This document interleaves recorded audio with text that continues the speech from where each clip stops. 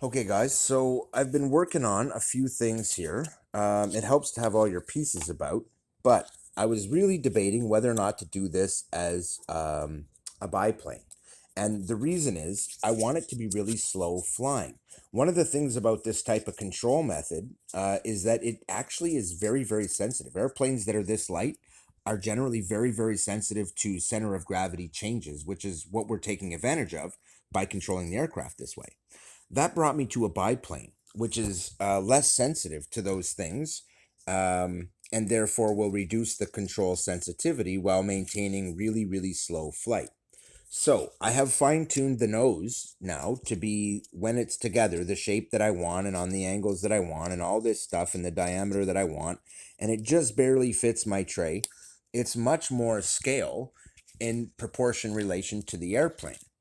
Okay, much more scale, and it'll give me a really nice setup. So that part is finished. I know that it fits the other portions of the aircraft, but what if instead of just doing a wing on top and then a full size wing like this underneath, what if I did this?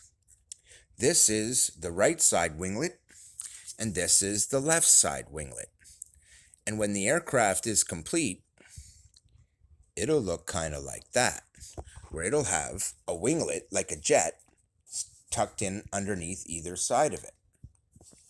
Sorry, like kind of like this. This makes it a very small biplane. But with this wing on top, angled out over the front, this has the potential to be not only a very stable biplane, but to have such short wings on the bottom that it doesn't need bracing. This would keep it very, very light.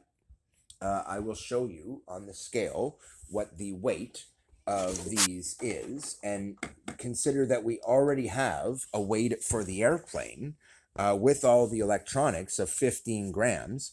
Adding these two winglets, that is all the electronics and the body and the battery and all that. That's its full flying rate right now, is looking to be 15 to 16 grams when the body is completed.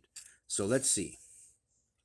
You can see how light these really are. This is 0.35 of a gram. Now, when I've added the glue, I will be looking at half a gram here.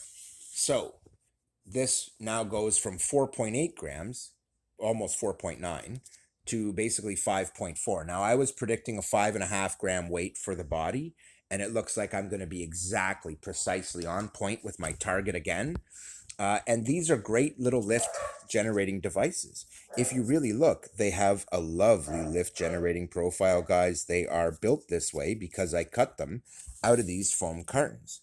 And they generally come from very specific places and work very, very well. All you have to do is find these and trim them out, make them identical, and you've got two wings. Now, the one part that I did kind of struggle with is varying amounts of. I had a lip that was on the wingtip as well, and I made sure to just barely remove that.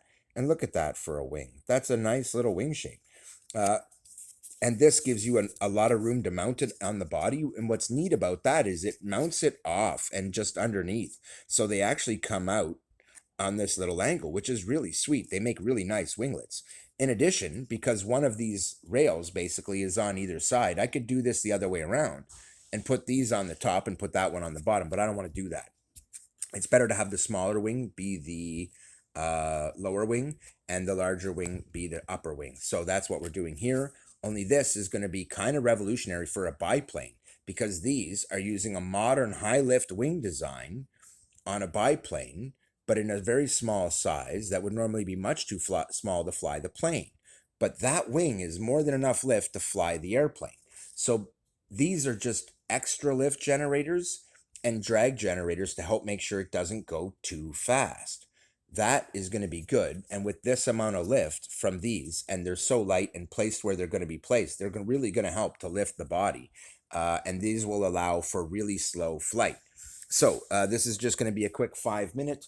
I wanted to cover a couple of things. Little changes are being made, little adjustments being made. I'm fine tuning my design as to how I want it to handle and what the aerodynamic package is going to be and all that stuff. All that stuff has to be done and considered, guys. Don't just lock yourself into one thought. Let yourself be open to the possibilities, and you could revolutionize the world. Check out this. and you'll see. It's pretty revolutionary, baby. No control surfaces, man. It's going to be epic. So like, share, and subscribe, and I will show you how to build a really cool little airplane for free. It's all here at RxD. Keith out.